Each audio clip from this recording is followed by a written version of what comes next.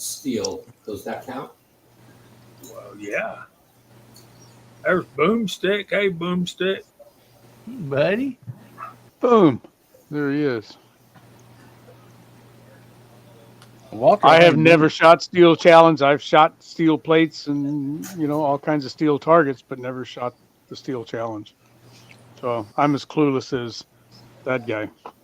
I found a little video. Y'all want me to show a little quick video? Well, yeah. We all know what we're talking about. All right, let's see if I can do this. Y'all pay no attention to the man behind the curtain.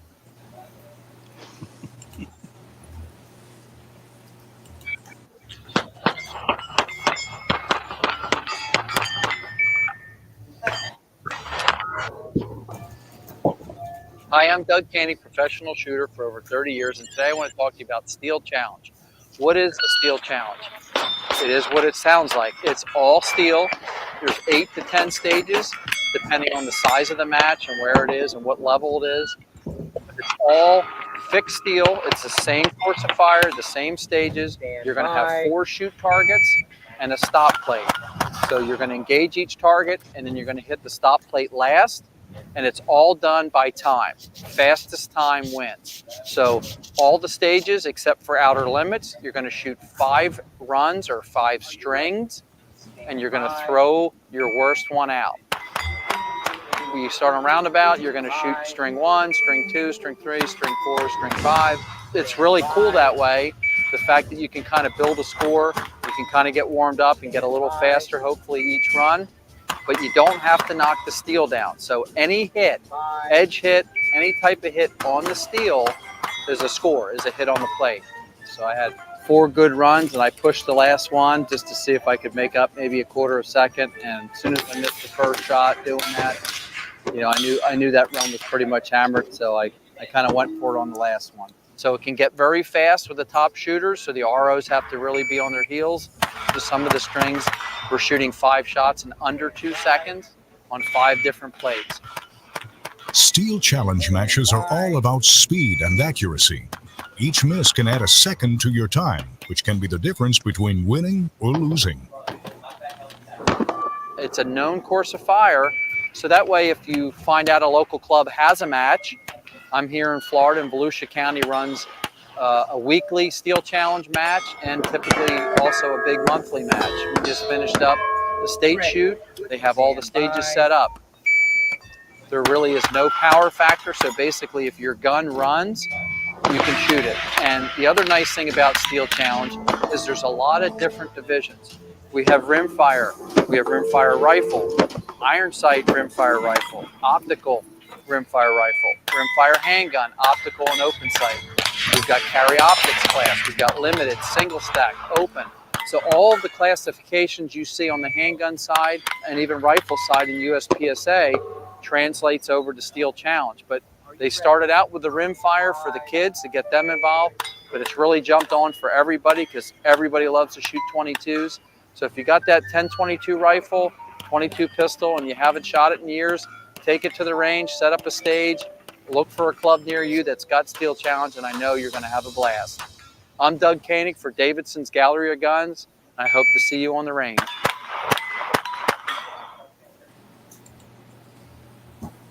So does that look familiar to anybody? Awesome. Yep. It's really cool. I shot one 2 weeks ago. And you got some more coming up too, right? Yeah, I got 3 more coming up. I've signed up for it. I forgot how much I enjoyed it. I shot them for a little while, probably on and off for a year and a half or so, and just dropped out of it. I even built a 22 competition pistol out of a Taurus TX22.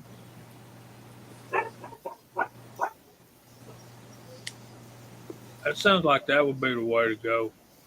Be less expensive anyway. You can get up there. 10 Folio actually has a line of 22 open pistols for doing Steel Challenge. I seen him at the last Carry Optics National event. They had them out, and I got to look at them. And you can get quite pricey with it, or you can just you can take your little, whatever 22 pistol you got with iron sights and go shoot one, and everything in between. 9mm. They don't like to see you do, the big calibers, but you can. 45-70. Yeah. As long as you're not knocking the stands to the ground, it's pretty forgiving. And like cowboy action, it only has to hit the plate. And the furthest out you're going to shoot is roughly 20-25 yards. Oh, nice. So if you're running a 600 FPS, you're going to hit the plate. Well, he said he's in Volusia County, Florida, and also they have a really nice dirt track or asphalt speedway there too. What city is that close to? Daytona. Yeah. You go down and watch Daytona races. Most usually go over and watch Volusia County runs races like along with that Daytona week. And so you can go over and watch some damn good races. I've raced at Daytona dozens of times on the speedway. What a blast. Yeah. Amazing. I want to say this about Steel Challenge, Joe. There's a couple people that show up to all the major events, all the Steel Challenge, USPSA, and that is this logo right here, which is Bobby Q. So anytime you see this pig logo, that represents the people that feed the staff and the competitors at the events. Oh, nice. It rolls around. He does some sloppy food if you want it that way, but he does some nutritious stuff too. And they have been dedicated to the USPSA Steel Challenge, Shoot Steel. Any of the major events you're going to go to, you're probably going to run into Bobby Q. Cool. So I want to say that about it. So if you get to go to a nationals and watch anything like this, level 2 or level 3, you're probably going to run into this guy. Him and his wife are excellent. We got more people showing up, and thank all y'all for dropping in on us this evening. But it seems like watching that guy, it looks like that cowboy action shooting is a derivative of that with older guns and bigger Yeah, targets. it's close. Yeah. And there's only Steel Challenge is only supposed to have 8 registered stages. But sometimes they go up to 10. They'll do some throw some extras in there at major matches. So So you it looks shoot, like fun. so you shoot 25 rounds per stage. Yes, you do 5 rounds and for 5 strings. Okay. If you have a miss, now you're up to 26, maybe 30, 35 rounds per stage. But it's a lot of fun. You can sit down. If you're not able to stand, you can sit down and shoot it. No, there's no power factor, Glenn. No. Yeah, there's no power factor. Anybody of any skill level, of any age, if you can hold a pistol or a rifle, a lot of people use Kel-Tecs. A lot of people use Smith & Wesson M&P 1522s. You'll see the Ruger PC carbines out there. Yep. Any of the pistol caliber carbines, from ARs to Marlins to Rugers to the Yeet cannons there. What are they? Oh, the high points. High points. Everything. If it shoots semi-auto and it shoots pistol caliber, you'll see it, and it's a lot of fun. It's a lot of fun, and you can shoot shoulder to shoulder. You're not shoulder to shoulder, but right next to somebody shoot a pistol because you're in your own class, so it doesn't matter. Yeah, they keep everything. They do the overall naturally, but everything you stay in your class. Yep. Your score just goes to your class, so it doesn't matter. My TX22, I went to Tandem Cross and got some goodies for it. Put a nice big windowed red dot on it. slide it in. It's got a little compensator on it. So it's just pull the trigger and it just goes. It doesn't move. You have to move it to the target, you know.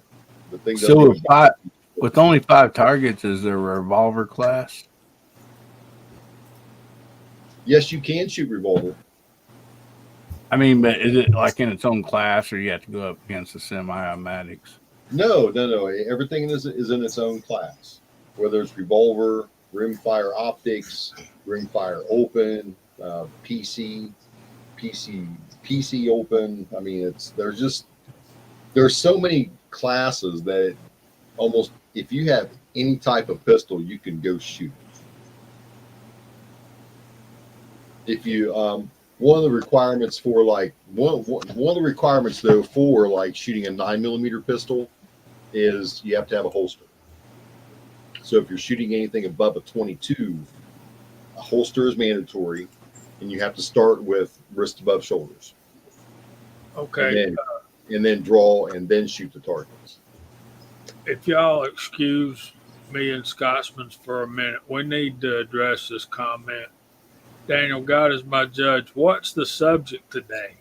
Okay, number one, if you get here on time, you'll know. And number two, if you read the description, you would know. It is Daniel. We're talking about Steel Challenge, buddy. Thanks for being here, man. I was expecting Scotsman to really jump, but Yeah, you don't have to have magazine pouches. You can lay the magazines on the table next to you. There's always someplace a table next to you on both sides. So you're not running around. No, you're not running around at all. The most you run around is hurrying up to go to the bathroom. When I watch, You know, where's the porta potty at? I watch 6, and they shoot at some targets, move over, different rifles, different shotguns. So he's moving. Yeah, and that's at gun, though, I guess.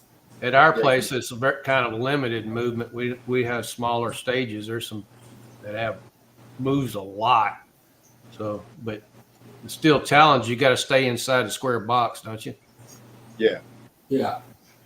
There's one stage I've shot where you have to move from one box to the next box. If you're a right-handed shooter, you have to start on the left side. If you're a left-handed shooter, you have to start on the right side. That's the only time I've seen any movement in any Steel Challenge I've shot. What's the The distance? only Steel Challenge I had to deal with was going to the range this year. First time they had set up just 5 points on the pistol range with 3 different distances of plates. And I was towards the end of the day, and I said, "Can I walk down there and shoot and try some steel? I've never shot steel." This, yeah, go ahead. Put 5 rounds with my Dan Wesson 357, hot logs right through the plate. That's what zinc does. They said, Andy, you cannot shoot those zinc bullets at those targets anymore. I said, okay. Yeah, it's best to use some soft cast lead on those. That's what I had with me. That's all. They knew I was shooting zinc because they didn't think it was going to do anything. So you can drag your lawn chair up there and sit in it? so If you can't stand, yeah, bring it. Wow. I didn't yell at Daniel, just for the record, y'all. I did. There's Ashley. I was enjoying Willie when he was doing it, watching his videos. Yeah, and he actually got to meet and shoot with GGW, and I'm thinking he'll be out here. He'll be in soon. He's here. He's out there.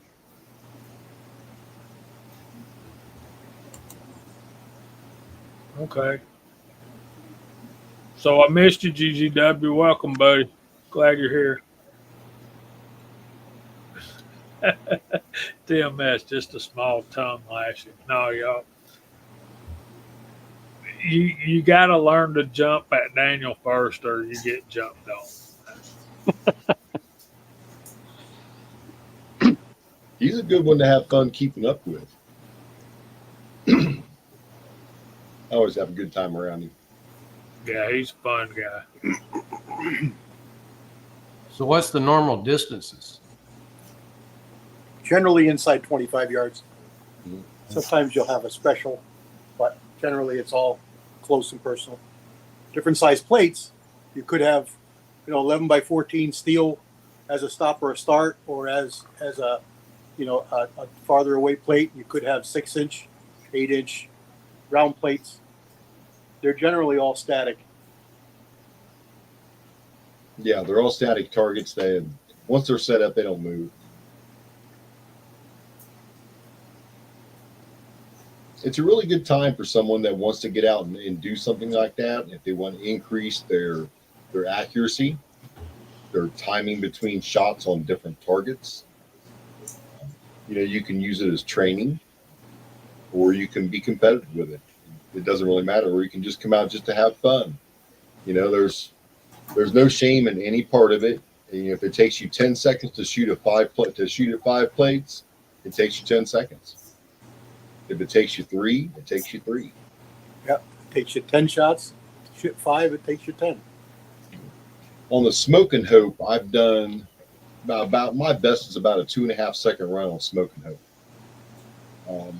But that's an easy one. I mean, there's 4 big plates, and you can blaze through those. Just throw it at it. It'll hit it. I thought you were always blowing smoke, Dean, or got smoke going. Must be a tough thing to do with a flintlock.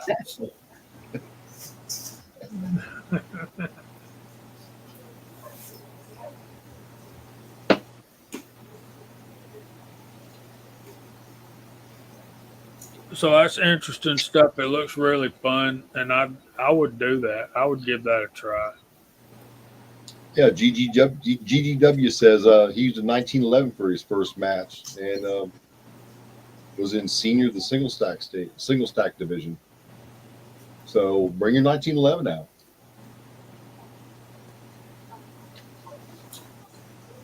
But I know. you said they didn't like the big calibers.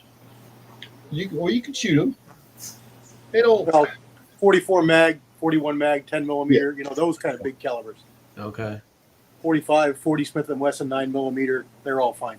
You generally don't find 380, 32. Sometimes they'll do something special, but generally no. It's generally obviously dominated by 9 millimeter and 45 and then 40. Yeah, as far as the bigger pistol cartridges, but I wouldn't call 45 a big pistol cartridge. So, are you seeing very many 5.7s show up at those, Gene? Or No 5.7s. I know because of video games and stuff, it really brought a lot of popularity to that caliber, and I didn't know if maybe some of the younger people were using 5.7s or something for that, or maybe it's just too expensive to go out and do that for them. You get some younger people doing it. Most of it, majority of people that go out and shoot Steel Challenge or over 40.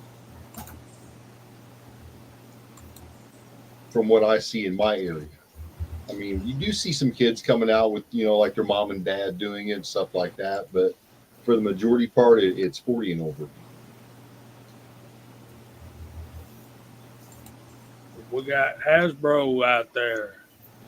Thorzak says 500 Smith & Wesson. That would be negative. Well, you also got, if you're not a reloader, you also, certain calibers going to cost you a few dollars if you buy them off the shelf. So, Yeah, I think you might have a concept of shooting 5.7 until you look at the price tag on a box of ammunition. yeah. So, Mark, you got thoughts?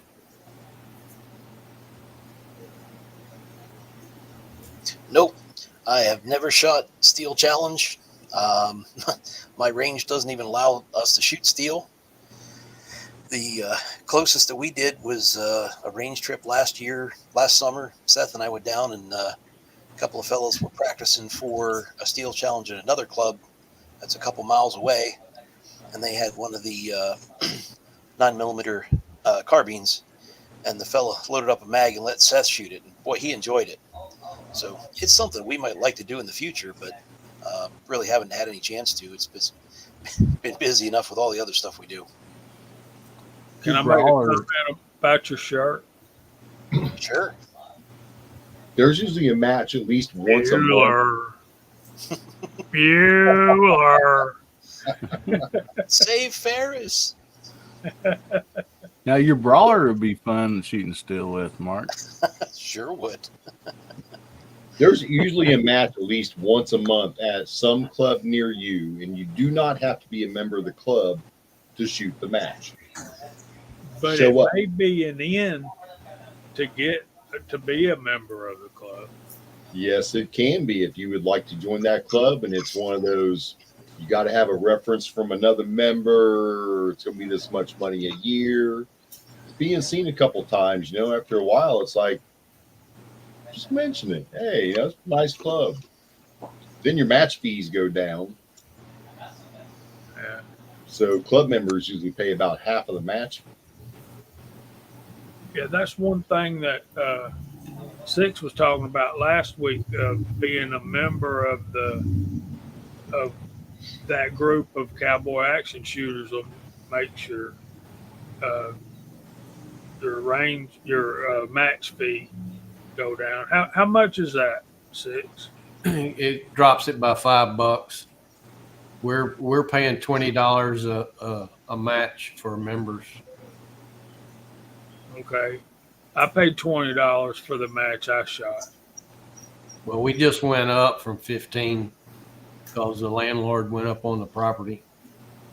Well, there you go.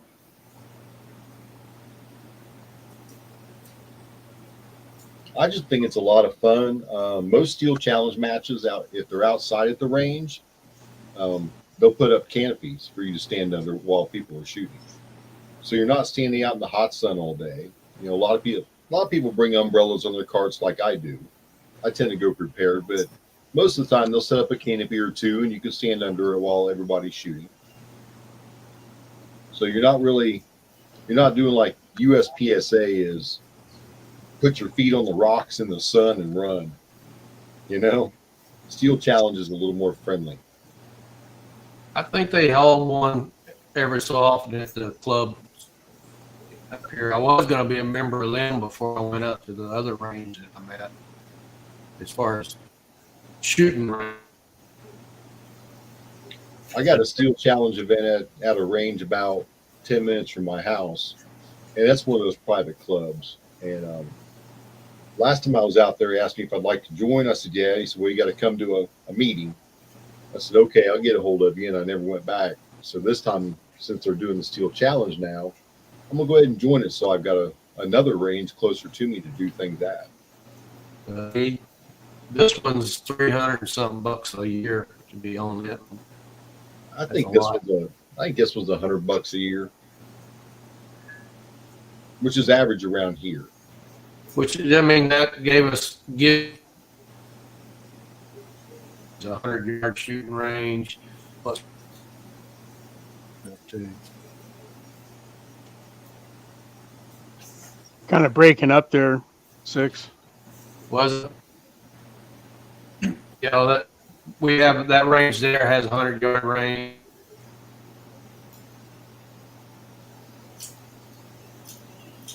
Yeah, he's freezing out. Yep.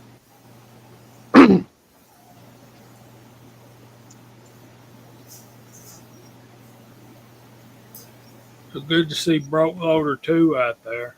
Yeah. He's been doing some gardening videos. Yep. He and Garden Buddy the cat. Man, New Texarkana, everything in Texas is so high.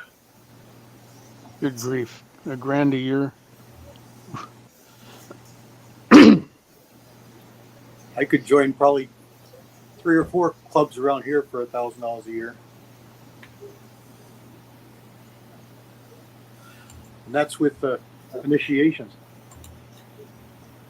Yeah, there's one and there's one up in the north end of the county, the extreme north end, that I'm thinking about checking into. But yeah.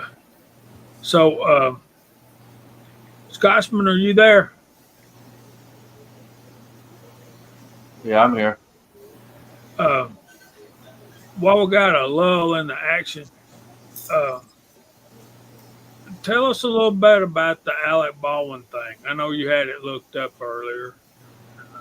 Read about it. Hang on, I can pull it up. Like So- I said, you were right earlier. I misread it, but basically, the judge threw it out, saying there's no way for the court to right this wrong. The sanction of dismissal was only warranted remedy. Let's see. They basically stated. I thought they blamed it on the ammo. They said he wouldn't have pointed the gun if he knew it was real ammo.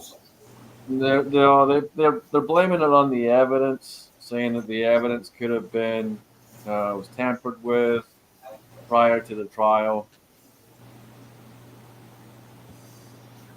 because they went in and for those that don't know, they had gone in and looked at the firearm itself, and when they did that, they changed some things on it when they went in and did that because they were doing some pulling to it at the same time. So they went ahead and said that basically that the evidence was tampered with, and therefore they couldn't allow it to go through. Yeah, what I heard was something about the state had samples of the ammo and they refused to disclose. They didn't disclose that to the defense. Right.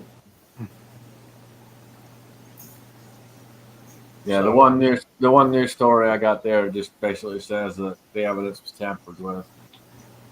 It was no good. So there again, we see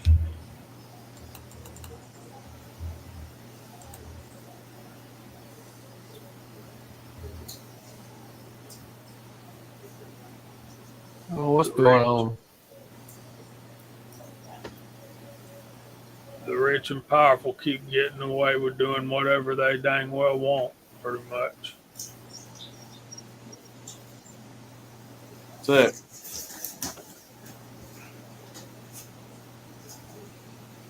Good Sad point. but true.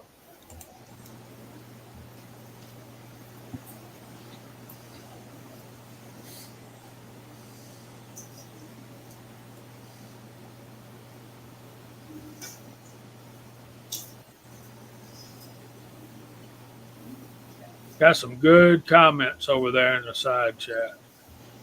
He's made enough movies where he's handled guns. He should have known better. Yeah. Well, I said it from the get-go that they would end up pinning it on the girl, and that's what they did. They pinned it on her and let him get away with it.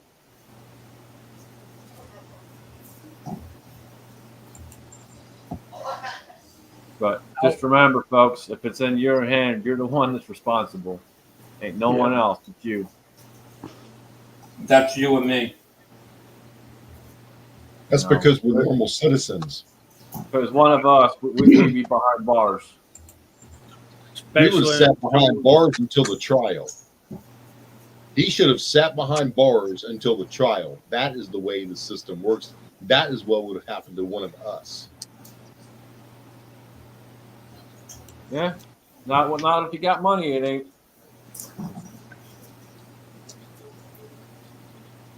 You're one of those so-called elites, then you can do it pretty much what you want.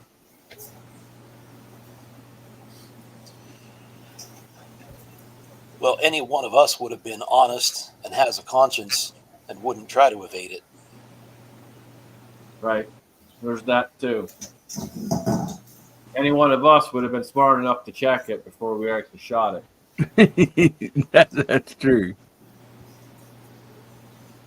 I've watched a few YouTubers that do some, pretty good like video deals that's kind of like turned into not a movie, but like a movie style type flick deal, on YouTube. And most all of them say that they do at least a minimum of a 3-person gun check.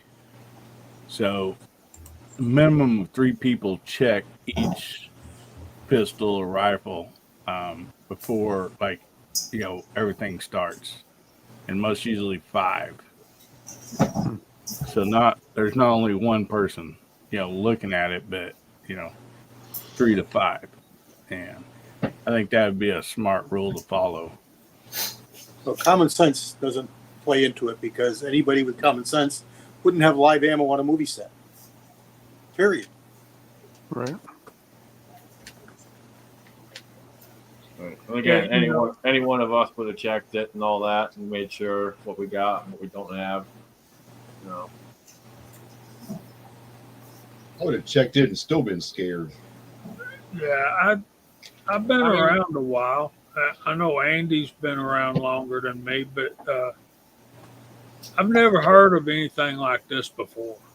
I've never heard of anybody getting killed on a cowboy even the action sets. I mean, you just don't hear about stuff like that. Maybe one other time I've heard about it, but yeah. Well, there's a little bit more to the story about the person that got killed, and it's kind of going down a rabbit hole. But they were taken out on purpose, Yep, I believe that too. and it was made to look like an accident. But they were taken out on purpose Brandon Lee, that's a good one. because of what they were doing. They were in the process of doing something else that was going to put the limelight on something, and they were taken out so that limelight wasn't put out there.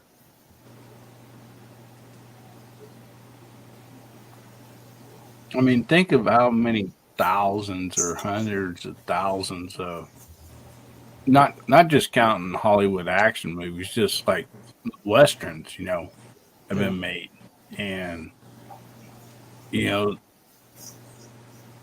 evidently, there's protocol and steps, that's taken that so this don't happen, and there's been a few, counting this one that's kind of slipped through, but I mean, wow. Well, and Fudd brings up an excellent point, and that was something I was going to bring up too. Is even if it was on a set, you're not going to point it at the actual person. You're going to point it in a general direction so the camera has that angle, but you're not going to actually point it at the person. Yeah.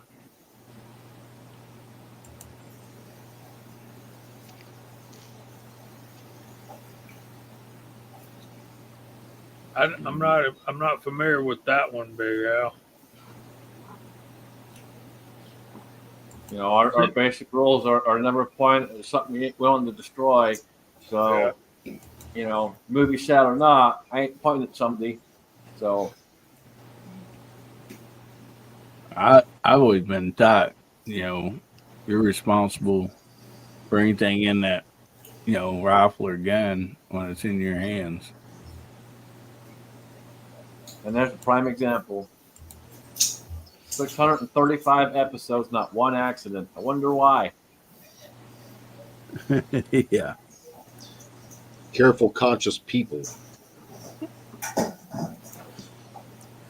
Jamie, Well, I mean, as a seasoned actor like him, I mean, when they had those fight scenes, they know the camera's angled, so like they don't even swing like directly at the person that they're punching. I mean, they do, but they might be 6 inches away from them, or their hand, going by their face. They're not even close on most of that stuff. So it's all camera angles and stuff like that. So I don't know why you would think you would need to point a firearm, at anybody. but they're taught that on the set too. I mean, the actors. So it's not like he didn't know that. So why was he pointing the gun at her in the Well, first and place? again, it was made to look like an accident on purpose. I know. You know, so it's just it's sad, but that's the unfortunate truth. And the truth will never come out because they're going to bury it, and that's what they did. They buried it, and as they bury it, they bury the fact that he did it and let him off with it. Raleigh, You gotta remember, they're gonna protect the people that they need to protect. And we ain't it. So right. Raleigh makes a good point. The key word is reported. Cover it up.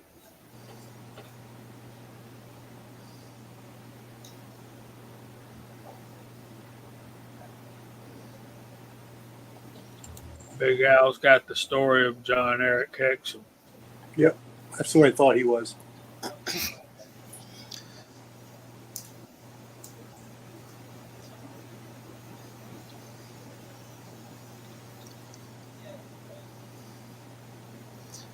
Uh-oh.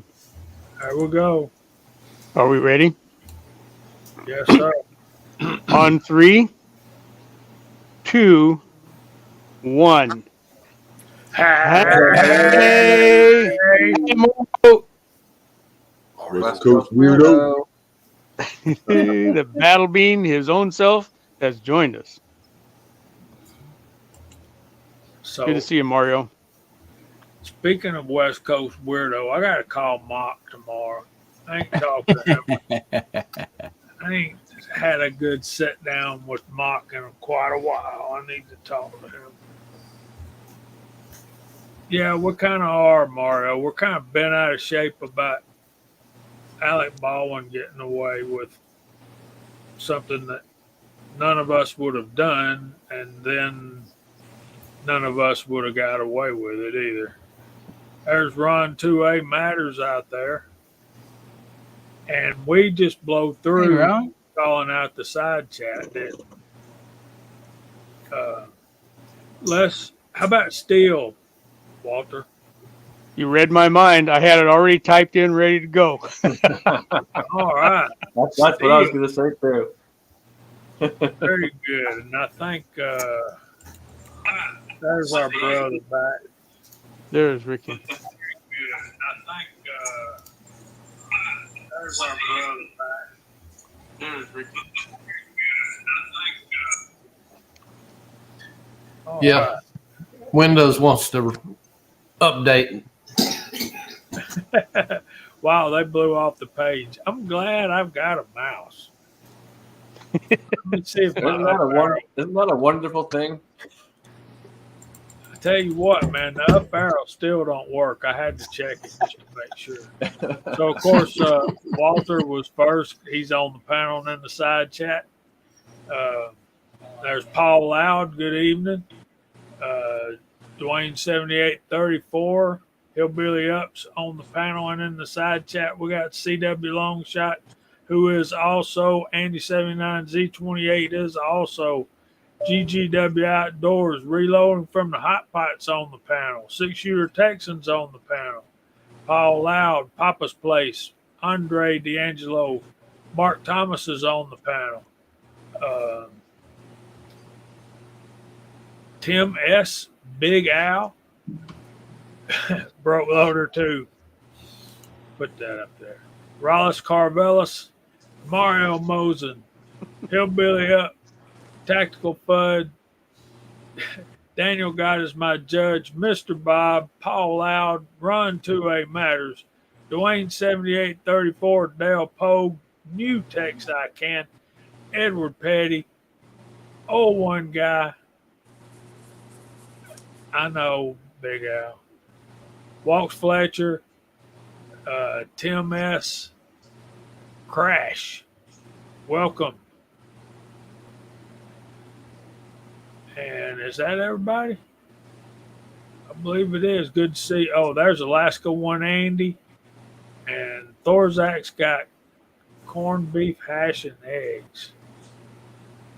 Yeah. And we'll leave the rest of that off. So he's eating dog foods and baby chickens. There you go. All right. So thank y'all for letting me catch that up.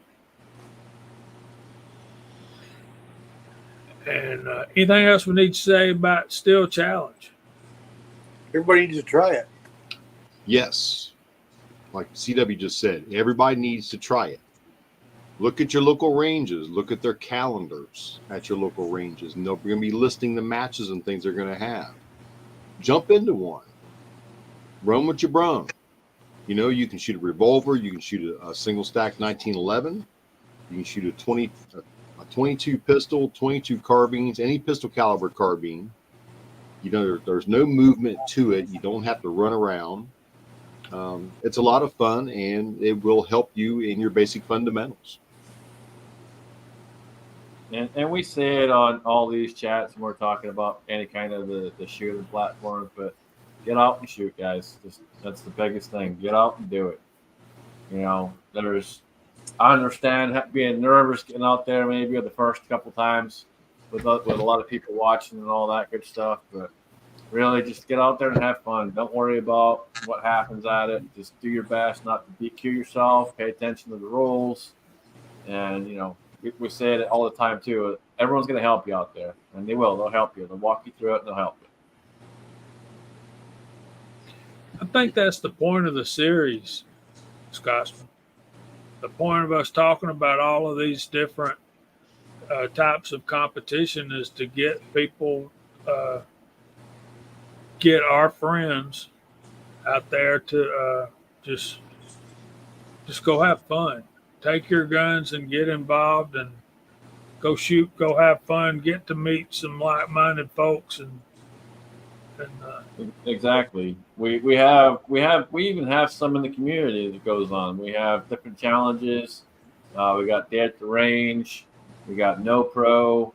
And there's a few other guys out there that make up targets and put them out every month for you guys to go out and shoot and have fun and get on a leaderboard and see who wins. And sometimes there's prizes. Just get out there and have fun. That's what it's all about, man.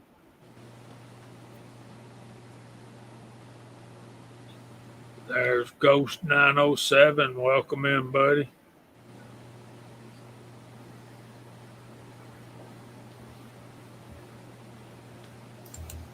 The idea is to go have fun, whether it's shooting paper targets, the accuracy, or steel challenge, or any of those things. The idea is to go out, enjoy your hobby, and have fun. Pretty much everything y'all have mentioned so far, I can get to within an hour probably of my house. So I know there's plenty around here. Plus some y'all haven't mentioned yet.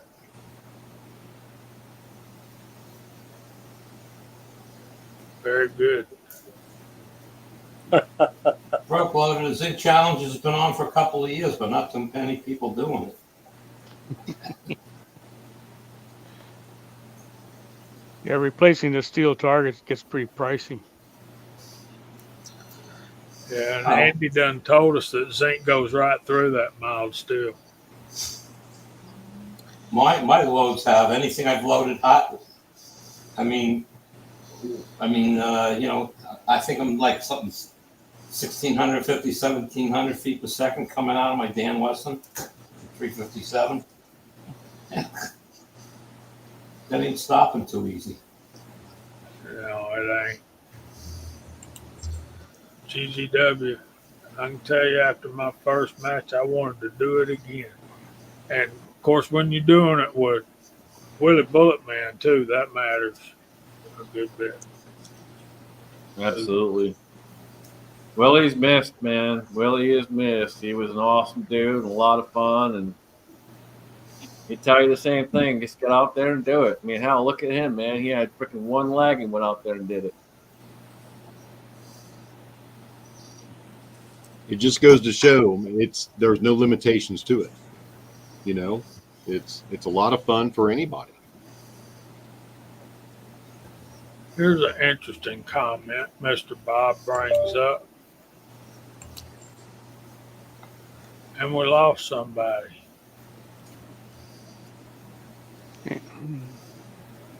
Um,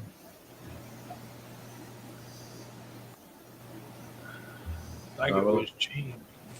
yeah, he's back. Hang on. There he is. I think you There can he kind is. of hit it as I hit it. So, Gene will have some input on this, and I know some other guys will too. Thought you were supposed to load down for speed matches. I think, Mr. Bob, that's to get back on target for speed more than anything else. Absolutely. Just like cowboy action shooting, you're loading down for speed. You're not loading for recoil and try to put holes in the plates. Right. You're trying to keep that on target the best you can. Less muzzle rise, less recoil, faster shooting.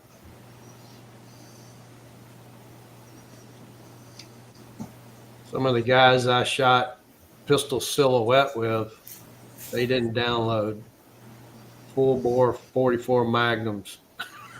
Yeah, well, that what is it, 200-pound ram kind of laughs at you if you don't have enough Well, whip on that. Well, the hunter pistol is only out to 100 yards, and they're only 50 pounds. Well, you got to be careful too. One of the big things with loading down is you might sacrifice accuracy, and so you got to make sure you're still loading to the pistol itself. You don't want to load too low to where you lose the accuracy. No, definitely a distance. But in Steel Challenge, it's only 25 yards. Yep. Just If got to you make run- noise on the plate. Yep. I mean, if you're running iron sights or dots, if you're running an iron sight pistol, you probably got adjustable sights, or you can just learn to compensate, for your load and where to aim, your point of aim. So,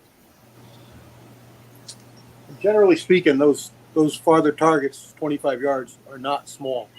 They're bigger. The small ones are up close.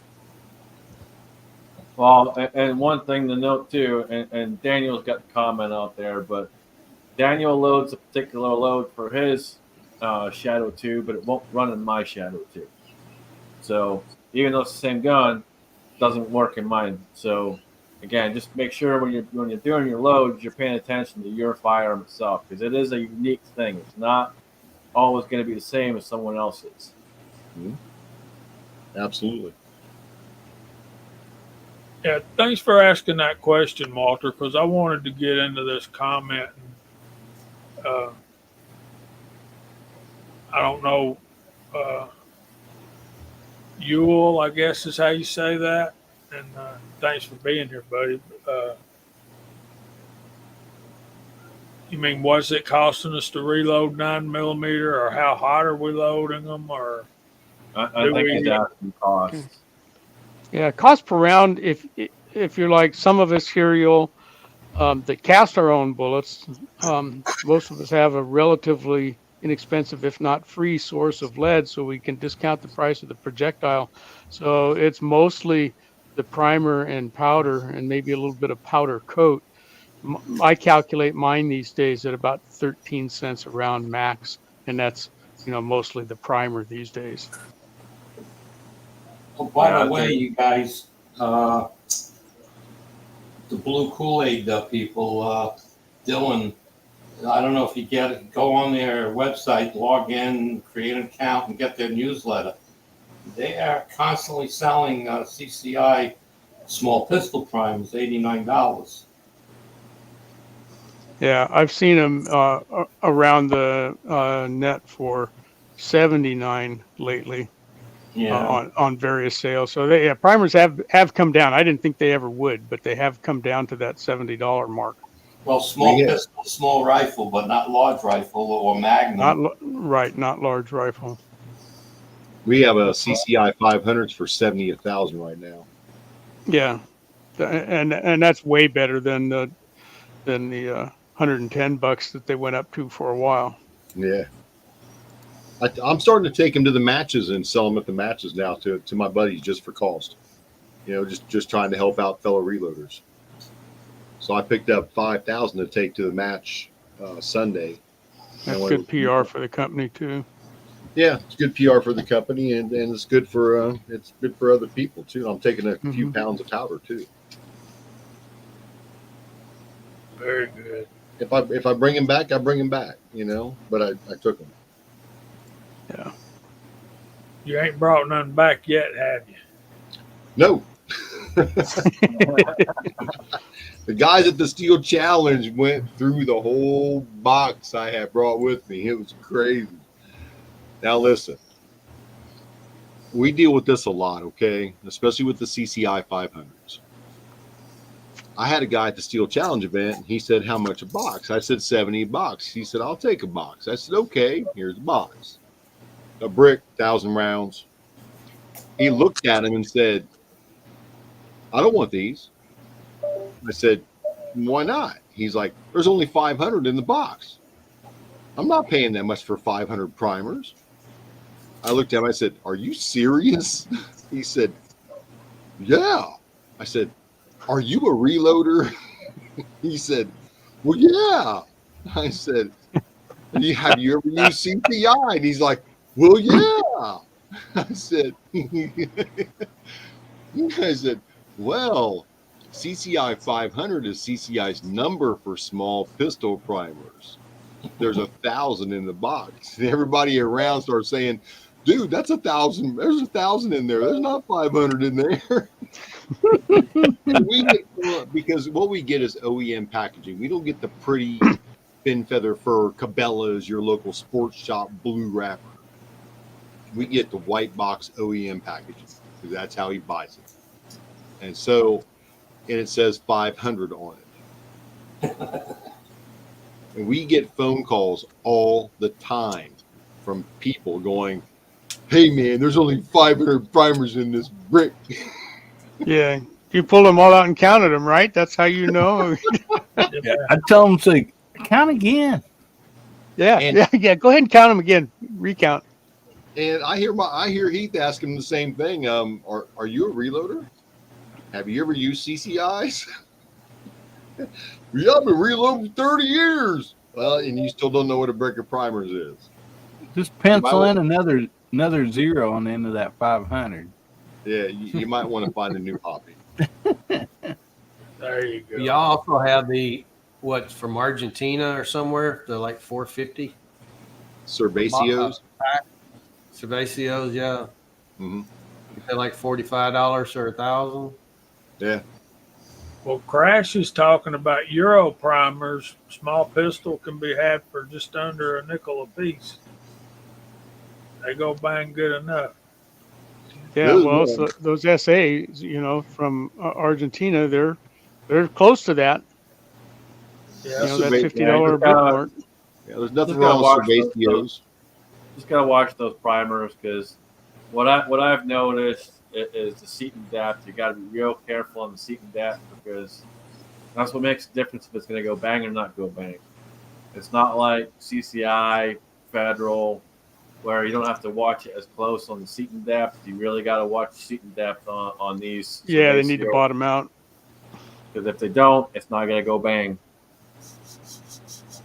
Which just means pay attention to them. Maybe put some calipers on them if you get something new. If your press is set up for this brand of primer and you bought another X brand of primer, maybe run some tests first. Yeah, call me crazy, It's like changing profiles of your projectile. Maybe run a couple tests first before you start cranking them out. Right, and that's how I come across that and figured that out was because the first 100 or so I did on a hand priming, and then the other ones I did on the Dillon, and the ones on the Dillon all went bang. The ones with the hand primer didn't all go bang. Well, they didn't all go bang because they weren't all seated exactly the same. Mm-hmm. That's why I like priming on that Lee 6-pack. I can feel the primer hit the case, and I can feel it bottom out. So you ready, Gene?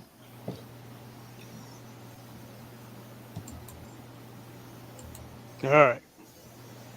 Here we go. It's time for What's Hot Pot Got. Hot pot has got tonight something for the occasion, something for the Steel Challenge folk out there, and that is the venerable 22 long rifle. This is a Winchester 38 grain hollow point, good for varmint, small game, target, and plinking, and excellent for Steel Challenge. And these Winchesters, they do run pretty good. I've got quite a few of those 555 boxes of them, and I've been running them for a long time. Let's go through a little bit of history on this. The 22 long rifle, also known as the 22 LR, is a long-established variety of 22 caliber rimfire ammunition originating from the United States.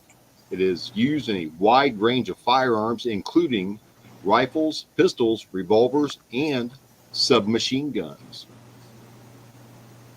The history of this, it was designed by J. Stevens Arms and Tool Company. It was designed in 1887, 22 long rifle, and is produced from 1887 to present day. The grains used for this range anywhere from 20 grains up to 60 grains, with this one being a 38 hollow point, which is just excellent for varmints, Steel Challenge, rodents around your farm, taking out and shooting at 100 yards if you want to. The American firearms manufacturer J. Stevens Arms and Tool Company introduced this in 1987. The round owes its origins to the 22 caliber BB cap of 1845 and the 22 short of 1857. So this has been used for a long time. There have been a lot of different variants of it come around. You've got the short, the long, and the and the BB.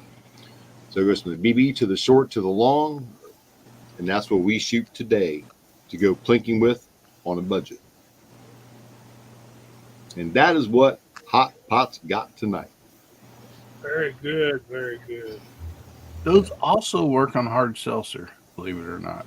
Yes, they do, and they have different. You have different plating on the 22s now too. You can get the straight lead. You can get the polymer coated ones, and I've seen those in black and red.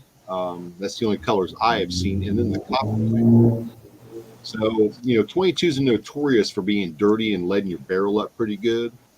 But the new polymer coated ones and the copper plated ones, they don't let up so bad, and they definitely help keep the compensator on my 22 action pistol a lot cleaner. Oh, nice. And I store them in an old Gatorade bottle when I go to the range. And I put the label on there or what's in there. And it's an easy, compact way to take a lot with you. And I got this idea from Big Johnson Guns and Gear. We always kept them in wide mouth mason jars. Mason jars. Wide mouth mason jars full of them. Anything like this. This fits in the range bag really nice, and the plastic doesn't add much more weight. It's easy to get them out, pour You them don't have out. to worry about it breaking either. There is one thing about 22 ammunition that nobody really talks about, and that is when you handle it, do not handle it roughly. You want to be nice to it while you're handling it because of the propellant charge in the bottom for the primer. If you knock that loose from the rim, that's normally where people get duds. And then they put it back in and it strikes another part of the rim where the accelerant is still at. That's when you get the fire. So you don't want to just like throw them around, toss them into anything. Just treat them kind of nicely and they'll serve you well. That's pretty cool, man. Good work. Rich B asked, what would a 60 grain 22 long rifle be used for? Big squirrels. Big squirrels. Really big squirrels. Big raccoons you want to scare off for good. I don't think you can get those BB caps anymore. I used to always shoot those things, and then they became hard to get. Then it was the CB caps, which was bigger, longer, but shorter than a standard 22. So, and I've looked for the BB caps. I can't find them. I'd shoot them in my basement if I could find them. RWS made them for years. I haven't seen them new in a while, but I I found, I forgot what it was called. I have a box of something. They're low powder 22 shorts for like, you're shooting in your basement, but they're still a lot more stronger than the BB caps were. Oh, Calibris? Yeah, I think those are the ones. Yeah. Oh, loud. Well, I want to say something about the 22 LR's little brother, the short, and my little single shot Ithaca lever action. That was my favorite squirrel hunting rifle. And, with the shorts, go out there and kick the leaves away from an old oak tree and sit down and shoot shorts out of that. And it wasn't loud enough, it wouldn't scare off squirrels. So you'd shoot one and it'd drop. The others like look around, then, because when I use the regular long rifle, a lot of times you take one shot and they, the rest of the squirrels will run hide, and you have to wait a little bit longer for them to come back out. So with the short, most usually, it didn't bother the other squirrels. Yep, that's why I bought that CZ trainer when they came out. That 29-inch barrel, CB longs, and that would shoot so good, and the squirrels wouldn't run away. You shoot them, plop, they'd fall off the limb, and the other ones would just stand there and look around. Hey, where'd Fred go? I was just talking to him. Where'd he go? He was just behind me.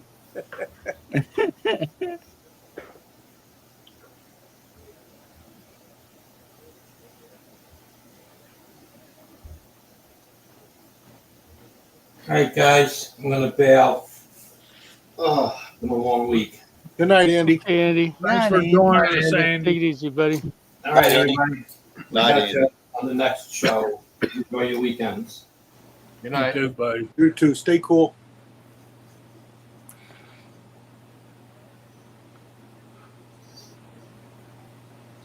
I still got those Andy's zinc bullets he sent me for 9mm. I need to load those up and give those a zing. See how hard I can push them. So Ricky's getting ready to head back south. CW. I guess he's leaving Sunday. Be careful pulling that trailer, buddy.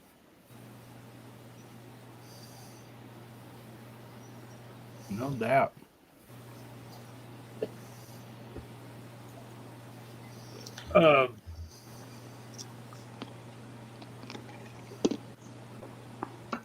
And Yule made a good point about the larger rounds would shoot quieter through a suppressor. That's a good point I hadn't thought of. Particularly if you could get some of them subsonic and 60 grains. Yeah, getting those to stabilize in some guns isn't easy. Not all guns can shoot them very well, and shooting them through a suppressor, if you don't have good stabilization, can make for a expensive shooting day. Yeah, I bought some subsonics, and they do not run in my suppressor. I mean, the gun will not cycle. It does not like them. That new barrel I got does not like CCI subsonics.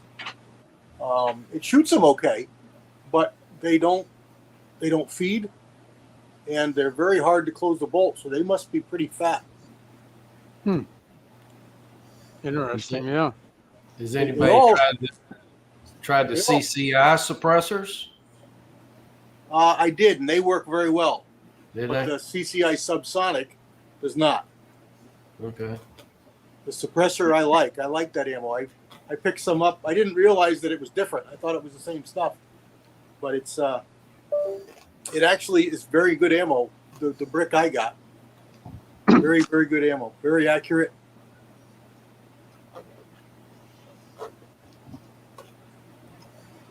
I have a question.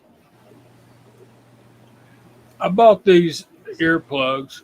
I use funniest thing when we all met up first time to shoot. We all had Walker Razor earmuffs, hearing protection, and we hadn't talked about it or anything. And everybody that was there pulled out the same earmuffs, just different colors. It was a pretty cool thing. But I picked up these from Midway's been having a lot of good sales lately, so I bought these because you can't wear earmuffs with your cowboy hat when you're doing cowboy action shooting. Let me open these up,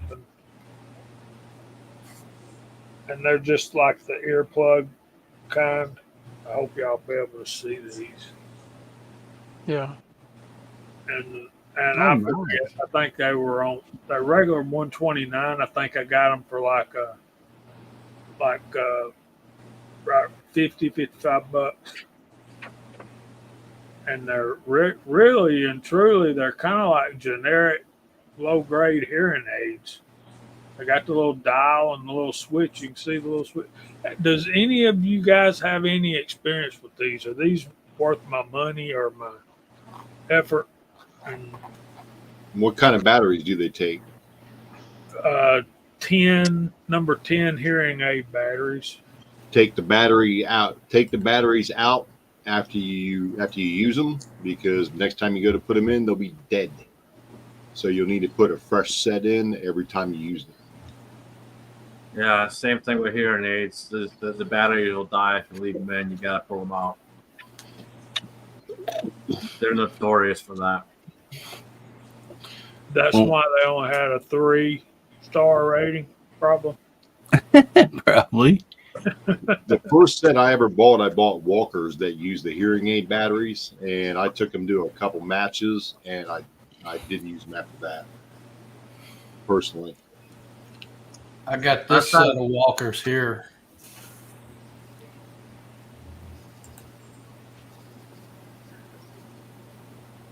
Not focusing very good. Yeah, that's that rechargeable case, isn't it? Yeah.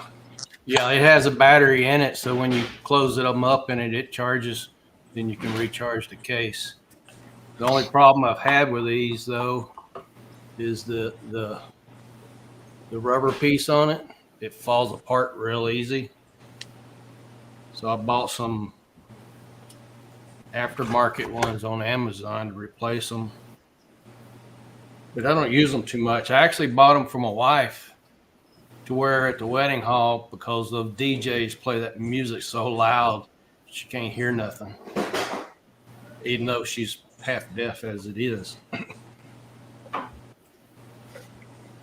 So over the years, the only ones that I've really come across as far as smaller electronic hearing pro that works really good is Axel. Axel's they're not cheap. You're looking at 150 plus, depending on which set you go with, but they seem to be one of the best in the business when it comes to charge time, how long they stay charged, and quality of the sound, quality of actually protecting your ears. Yeah, I got a couple sets of Axles. On a hot day, though, I like my decibels better, that have the suppression centers in them, and I can still hear people talk. And when a shot goes off, they shut off. They're not electronic. The only issue I had was the first year I had them was a super hot day. I was down at Daniel's, and somehow or other my ears got sweaty. Well, they didn't want to work after they got sweaty. So I don't know what happened there, but literally dried them off, and they've worked ever since. Never had a problem since. And that's been probably three years or so, and never had an issue with them since. So I'm not sure exactly what happened there, but kind of an odd thing. But they've been fine ever since. Well, I'll pass on this a little bit of information that's told to me. I use a set of walkers, but these got the flat strap. I like it because if I'm not got them on, I can throw them around my neck or whatever. But I trade stocks with a person that's worked in tech for a long time. He told me anytime, and I don't know how true this is, I just going off what he said. Anytime you can find something that has the flat straps for the wiring instead of the round, he said go with the flat straps because the wiring will not mess up on you as bad as something that's in a round wire. He said because the wires are molded into that plastic, each one by itself, and you don't get that like sometimes like people's microphone or something, you move just right and like it statics and cuts out. But that's information I was told. I don't know if it's true, but I've not had any trouble with these. I've had them for, I don't know, a good year at least. What kind are they? They're walkers. Now, see, I can attest to that round cord because I had the same set of walkers with the braided cord, and after about three range trips and wearing them every day for a month at work, they fried out. Did they? And they had the round wire on it. They fried out where it went into the volume adjustment piece. That they fried out going into that from being twisted right there. Okay. And like I said, I don't know if there's any truth in that, but he said he'd been a tech engineer for several years, and that's what he had told me. So when I seen these, I chose the flat wire instead of the round one, and I've not had any trouble with them so far, thank goodness. But Well, I need to get back in here and take. First thing I need to do is put them on and see if the batteries still work, and either throw them away or take them out and put them in there. But I hadn't thought about that, about them just going bad. And let's talk about this. This comment right here from Timothy Burkett. I really need to. Two bullets face each other.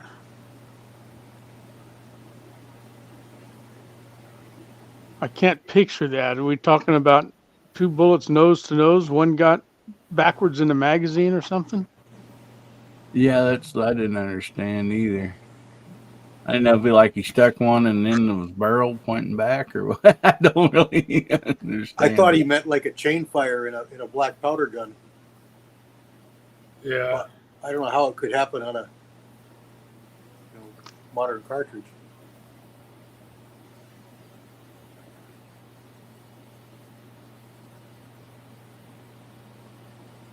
Yeah, it doesn't make a whole lot of sense.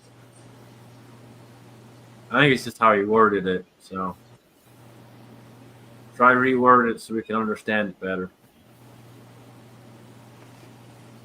There's guns in water. He said yes, like they were in there like that. How did that happen? Are we talking about maybe a squib? No, because then it'd be facing the other direction. Nose to nose like that? I don't. Yeah, I'm not sure. It doesn't. I'll tell you what, I've seen some 365. I've seen some factory ammo come through the machine when we sort the bags that the projectile was backwards. Yeah, I've seen that before. I have too. Isn't that crazy? With factory ammo. Yeah, bullet seated backwards. Yeah. Looked like he had a wad cutter and there was a box full of round noses or something. Yeah. I've actually bought boxes of ammo back in the day before I was a reloader and open them up, get through the first 30 or so, and then pick one up and like, what the hell? Yep. It happens more often than you think, but it does happen. Even factories make mistakes. You gotta remember, they're just coming off of machines just like us, but their machines are automated versus us, where we're the automation. So the benefit of us doing it is we have more eyes on what's going on. But we still make mistakes. It still happens.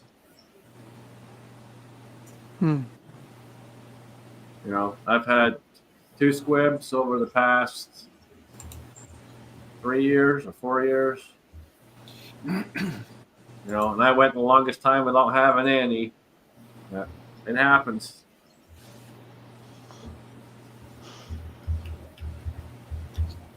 There's James Pugh right there. I hope he's feeling well. Hey, James, good to see you, man. Hope you're getting more and more mobile after that little bout with the docs earlier in the week.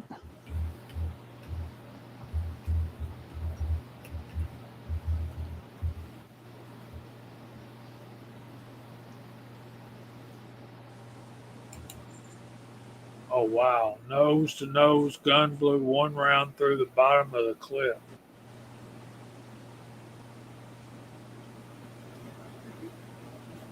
I can't visualize how that would happen.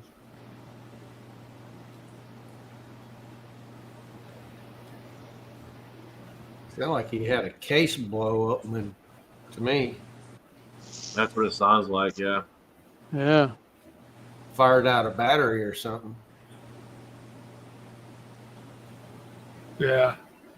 Either out of battery or the concussion from the actual round going off. Another one went off, which is rare, but it does happen.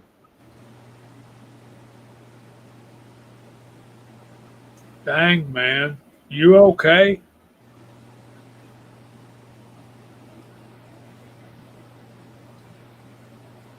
I don't see how 2 rounds can get into one chamber.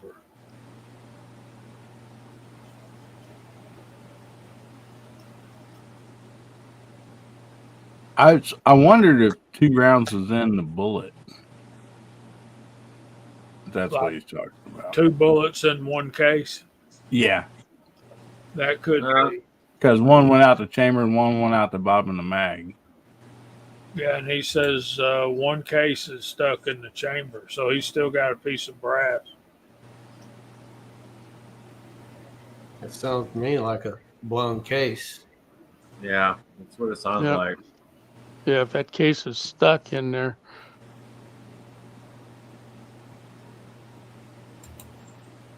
So basically, you got a case stuck in there, your gun blew up. And I'm assuming this is factory ammo, Tim. Could be a split case. Could be. Even in factory, you'll find it. Double charged at the factory. You know, Yep. There's so many things it could be, literally, that. Case Yeah. head separation, particularly if it's reloads. Well, I mean, even from a factory, you still got to remember factory ammo is still a reloaded ammunition. It's just, they call it factory ammunition, but it still goes through the same process. Yep. So That's got to could be well one for the books. Could well be a split case. Could well be double charged or anything like that. Yeah, that's. There's so many factors that come into play there. It's hard to say without actually being there and seeing it.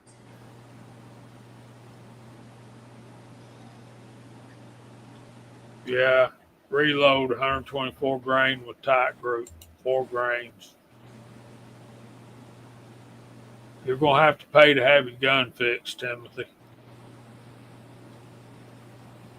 But I'm pretty sure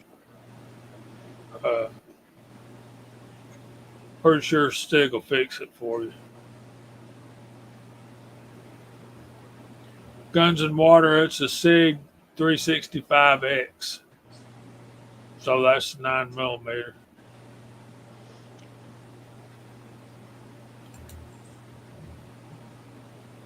Yeah. So let's take this opportunity just to stress the importance of when we do our reload and check those cases. Check around the case head and around the necks. Check them real good. Every step of the reloading process is an opportunity for you to put that case in your hand and inspect it. Well, and the other thing with that is have good lighting. Make sure you got plenty of good lighting everywhere. Yep.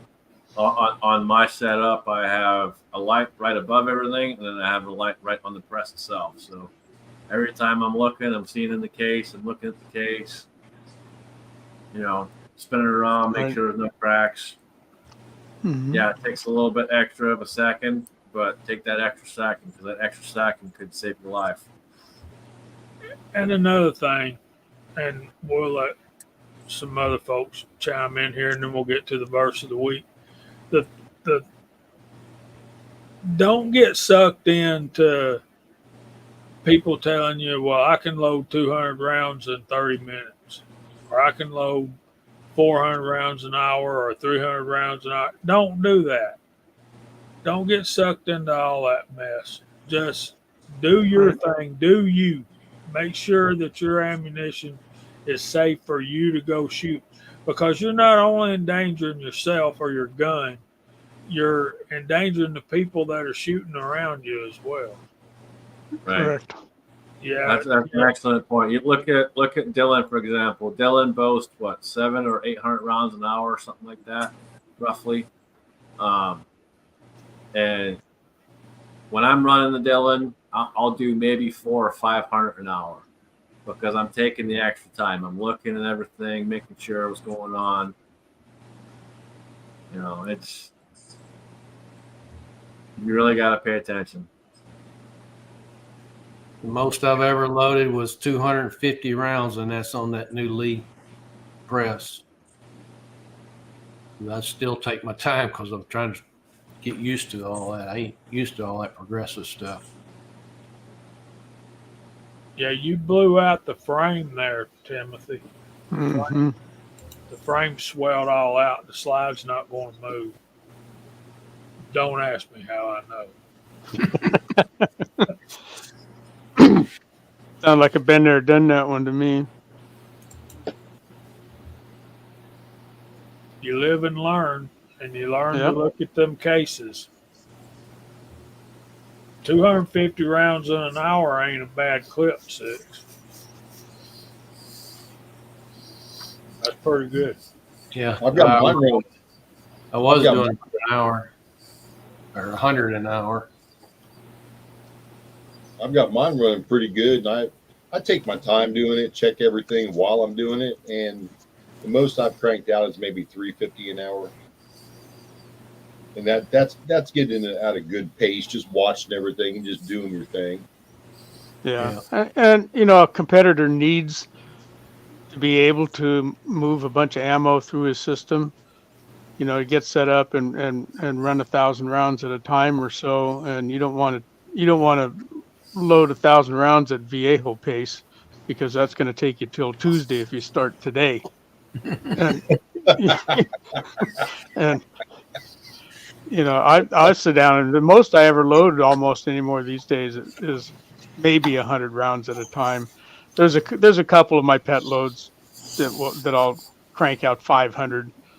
But that's a morning's worth of work for me, because I just take my time. I'm not in any hurry, and I don't need to crank out a bunch of ammo. But if I was competing, that'd be a different story for sure. Well, Yeah. we've got Area 5 USPSA championships coming up, which is the whole all the states around us: Michigan, Pennsylvania, and Kentucky, and further out.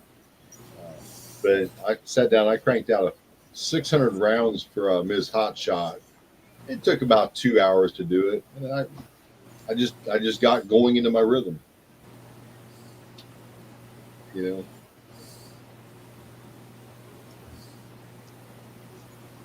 All right, let's get to the verse of the week.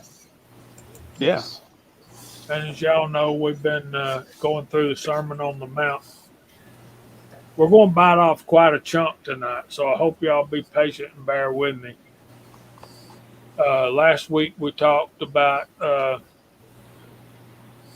Matthew chapter 7, verses 7 and 8. Ask, and it will be given you. Seek, and you will find. Knock, and it will be open to you. For everyone who asks receives, and he who seeks finds, and him who knocks, and to him who knocks it will be open. Let's get into verse 9 and 10 right here. And we talked about the progression and the steadfastness of asking, seeking, and knocking.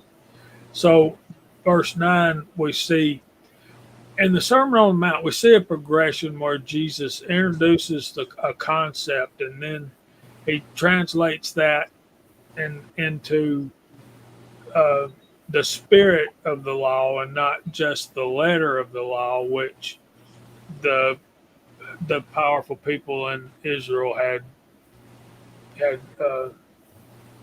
messed all up. So, in verse 9 and 10, we see that concept of asking and seeking and knocking. We see Jesus amplifying it, and then we're going to see him turn it into more of a command, more of a direction for our life. So, and we've got quite a few verses to cover, so I'll get on it. So, what man is there among you who, if his son asks for bread, will give him a stone? Or if he asks for a fish, will give him a serpent? So if your son asked you, the illustration I read was, if your son comes to you and says, "Dad, I'm hungry. Can I have a peanut butter and jelly sandwich?" You're going to give him a rock. Say, "Here, suck on this for a while. See if that'll calm you." Stuff. No, you're going to give him bread. You're going to give him a peanut. You're going to say, "Go help yourself, son." So, and the same thing if he asked for a fish. And you got to understand too that the Israelites were very fish-oriented people. You read a lot in the New Testament about fish. So if you ask for a fish, who's going to give him a snake? So again, you kid asks for a tuna fish sandwich, you're not going to give him a cottonmouth or a rattlesnake or whatever. So then we get to verse 11.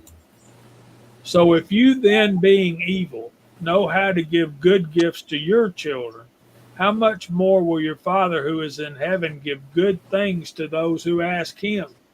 So the concept here is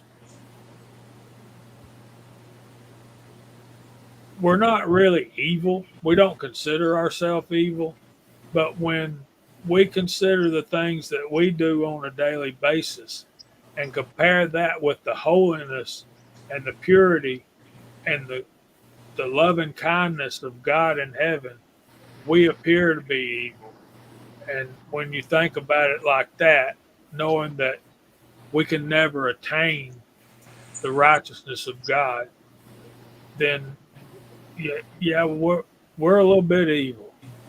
So if we know how to give good gifts to our kids, then how much more will our Father in heaven give good things to those who ask him? Remember, ask and it will be given you. Seek and you will find. Knock and it will be open.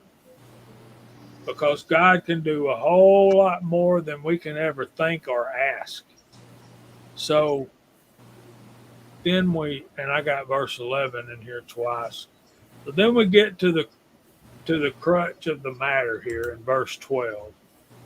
Therefore, whatever you want men to do to you, do also to them. But The this golden rule. and the prophets. So what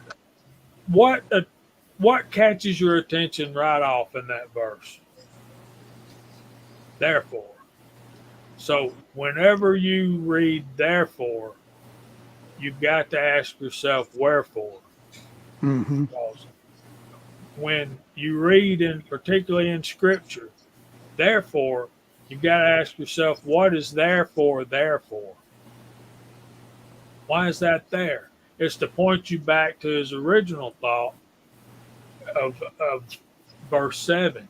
Asking you will be given, seeking you will find, knocking it will be open to you. So, therefore, what you want men to do to you, do also to them, for this is the law and the prophets. Now, you might say, well, Jesus is teaching a new concept here. No, that's, we read Confucius say. Remember when we were kids and we'd always run around saying Confucius say, blah, blah, blah, blah, blah. And it'd be some funny attachment. And even back before Jesus was incarnated, uh, because he always has been. So before he came to earth, we see them saying, uh, do not do to people do not do to people the things that you don't want done to you. It's always in that negative sense. Uh, Aristotle said basically the same thing and a couple of more. But Jesus turns this into a positive. Therefore, which takes us back, ask and you will be given, seek and knock. So, with that in mind, whatever you want men to do to you, do also to them. The golden rule, as Walter said. Treat people the way you want to be treated. Don't not treat them the way you don't want to be treated. So I don't want to be stolen from, so I'm not going to steal. I don't want anybody to kill me, so I'm not going to kill. That's not what we're talking about. We're taking it to a higher level, which Jesus always does, is takes the thoughts and takes them to a higher, more heavenly thought. So whatever you want men to do to you, do also unto them. Think about that. For this is the law and the prophets. In other words, this is the whole Old Testament wrapped up for you in 2 verses, verse 7 and verse 12 of the Sermon on the Mount. And as we go through the rest of this, what we'll see is illustrations of Jesus putting this into action, into good thoughts. Any more questions or comments? Well, I never give anybody a hard seltzer because I never want them to give me one. But look at all the hard seltzers you've had in your life. You shot one, and then all of a sudden it came over to your place like manna from heaven itself. I don't know what. But yeah, that's exactly right. I never had too much trouble figuring these couple verses out. To me, it's always been about, well, of course I'm going to answer your prayers. Of course I'm going to provide for you. Don't you provide for your own kids? Think about who you're talking to here, human. It's the Lord you're talking to. Of course I'm going to do the right thing for you, but you better be doing the right thing down there too. You need to be.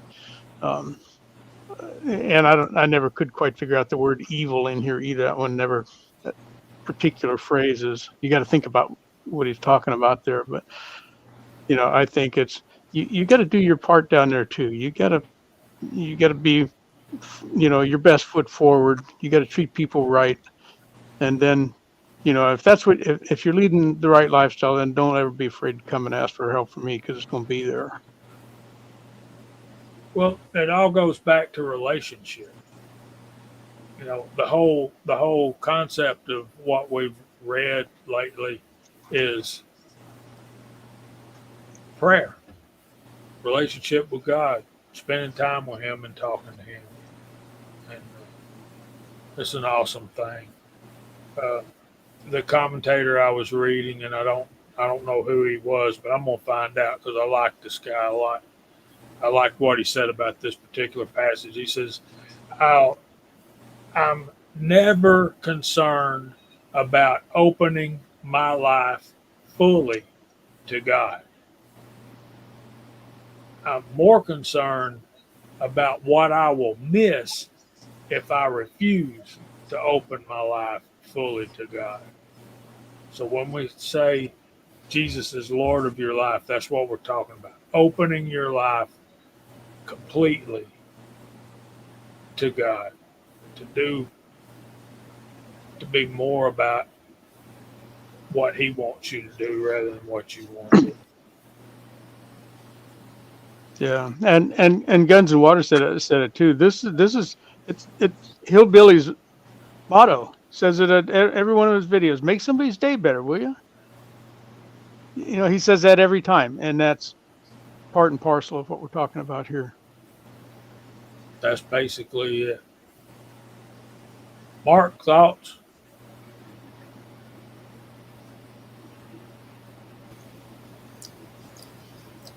No, I'm just kind of sitting in the back here, remaining quiet, and I'm getting a lot of buffering and robotic voices, so I'm missing a little bit. But I'm getting the gist of it, and we're all kind of one another. We all do what we can for one another. We all help where we can. We're all good. And there's Ozark Spirit. Anybody You else know, got any thoughts?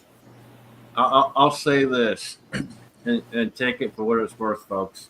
But I'm called the Weasel for good reason, and you know, I don't know why I've done the things I've done over the years, and that's been quite a few years at this point.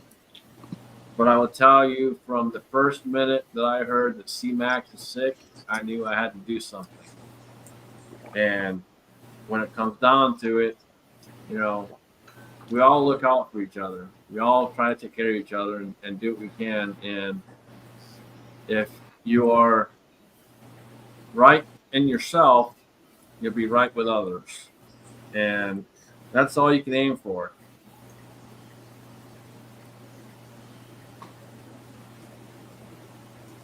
Well, I think we all know why. There's Mock.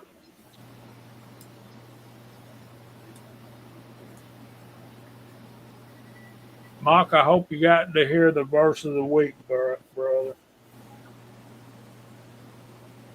But I wanted to get through that verse 12. I thought I was so close.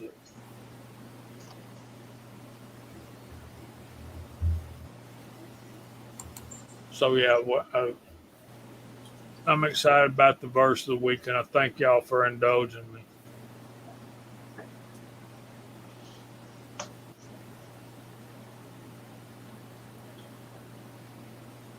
No, it's become a big part of Friday night, and I think that everybody here is appreciative of it, Jamie. I know I am. I get a good wake up call every Friday night, whether I need it or not. That's what I'm learning is we always need it. Absolutely, man. It never hurts. All right. Anything else about Steel Challenge? Hearing protection?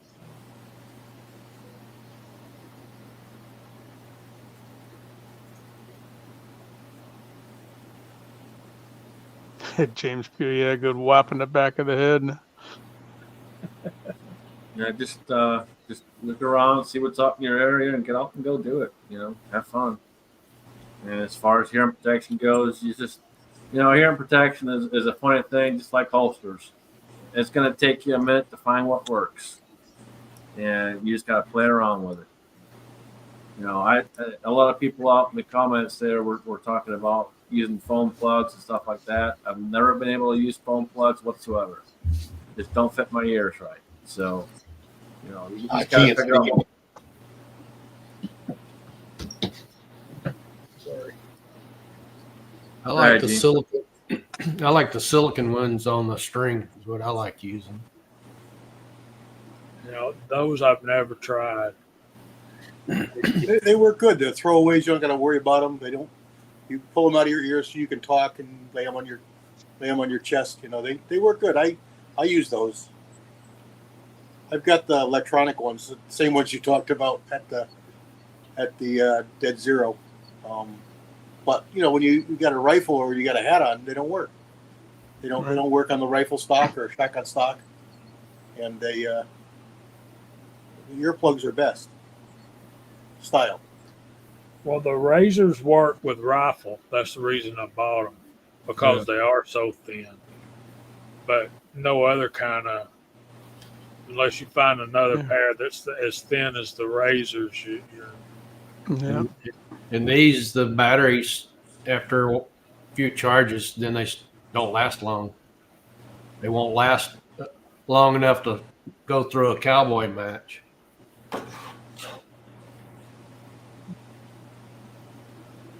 That's one thing with the axles that's been really good. Has been the charging. They last a long time. Even if you leave them sitting in the truck and the heat and all the rest of it, you turn them on, they're still working. They last a long time. Well, like I say, this box itself will charge them by itself.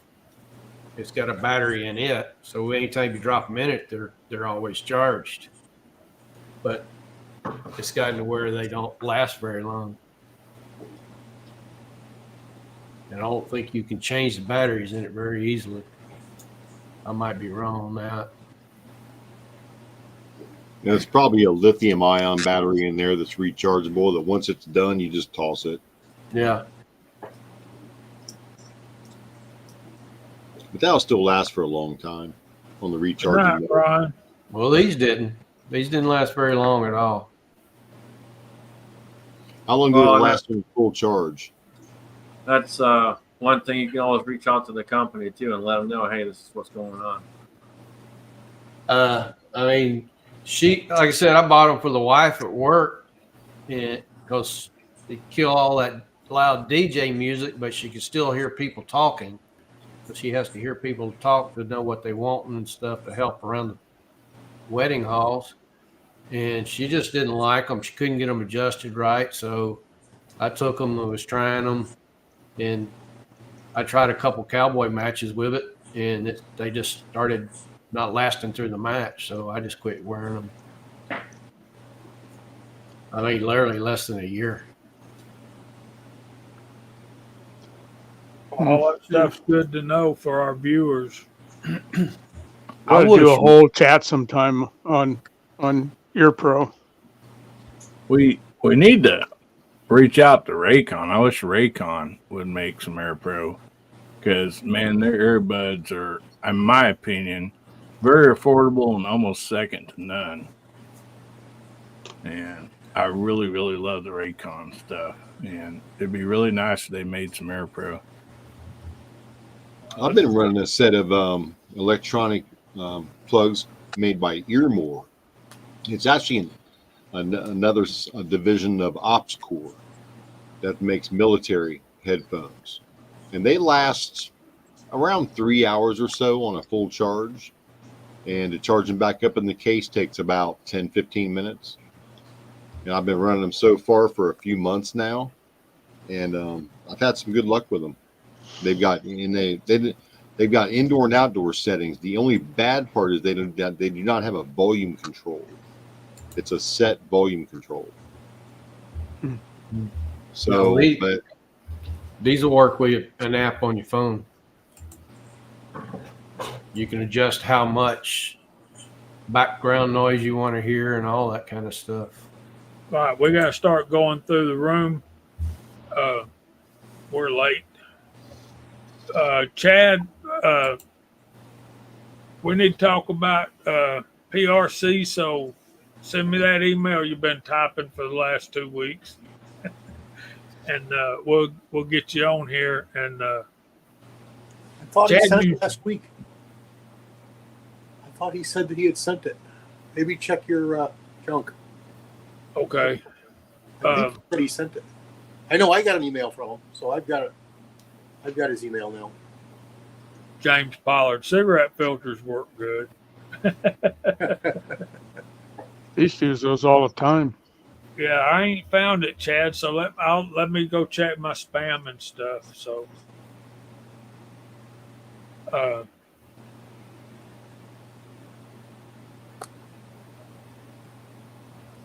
okay, cool, man. My Yahoo email. Okay, I'll find it. It's over there. All right, Hillbilly Up. You go first because I know you got to go help Gizzard Gary mash buttons and stuff. Oh man! First of all, man, I want to thank you for having me on here. Awesome panel, just wonderful side chat as always. And Georgia Shoe Connection, you guys make my day. You start out the weekend and just really enjoy it. Always learn so much on here and just have a wonderful time. What I got coming up? We got gun fear and therapy tomorrow night, 9 o'clock Central, 10 o'clock Eastern. So if you're not doing anything, swing by and visit us. We try to have a good time over there. And just got some more videos coming up this week. Just enjoying life. We finally got a little rain around here after 42 days of no rain. We got some rain. It cooled off a little bit, so life's good. I don't think the cooler weather with low humidity might not last, but I've sure been trying to enjoy it as while I can. So anyway, thank you all so much. I appreciate and love each and every one of you. Good Well, to see you. Thanks for being here, buddy. And we'll see you tomorrow night on Guns, Beer, and Therapy. Who's next? Walter, you want to go next? Sure. Hey, I'll be quick. Appreciate being here. Always appreciate the invitation to come and participate with this crowd. This is the Friday night place to be, as far as I'm concerned. I really enjoy it. It's good to see all of our friends out there in the side chat, and lots of good discussion on lots of good topics tonight. So that was all fun. As far as what I got coming up, we got the Rumble channel rocking and rolling again with some bullet casting and reloading stuff happening over there. And on the YouTube channel, I got a couple of basket case Dillon presses, Square Deal B and RL 550B that I'm working on. And the first video with what I did with the RL 550, it was missing parts and it was ugly and gross and rusty and all kinds of stuff. But we turned a sow's purse into a silk seer or something like that. So anyway, and that'll start Monday. So that's what we got going on. Looking forward to that. Thanks for being here, brother. You betcha. Mark Thomas. Thanks for having me. Been a wonderful evening. Been looking forward to it all week. Great side chat. Great time together. I'm sorry I don't have much to add for Steel Challenge because not something I have much experience with, but just been nice spending time together this evening. As far as what's coming up this week, a couple more leather projects coming up. I said I did some loading for 45 Colt and 357. I would really like to take those to the range. And I have that old Herder's 357 pistol, revolver. And although the plastic grips work just fine, I have an urge to make some wooden ones. So I'm working on some walnut, or I also have a nice piece of Bacote, good hard wood. And I think I'm going to make a nice new pair of grips for that. If I get those done this week, I'll make sure I show them. So that's what I have coming up. Can't wait to see everybody next week. Thanks all. Cool. God bless. Thanks for being here, brother. Thanks for having me. Six, thanks for being here, brother. What you got coming up this week? Oh, not much. Thanks for letting me come back on again.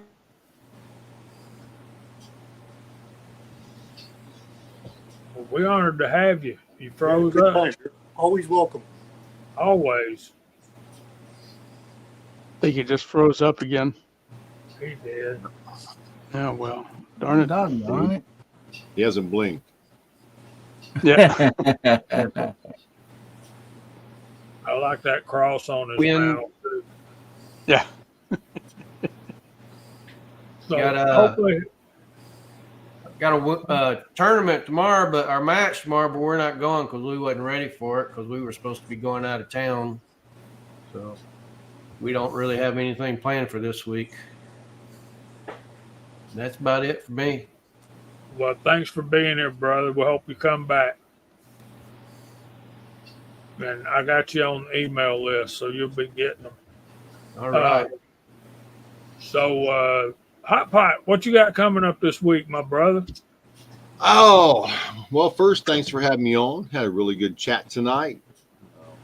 Learned a lot of things. Got to share a lot of things, which is always a good thing. And that's a lot of things.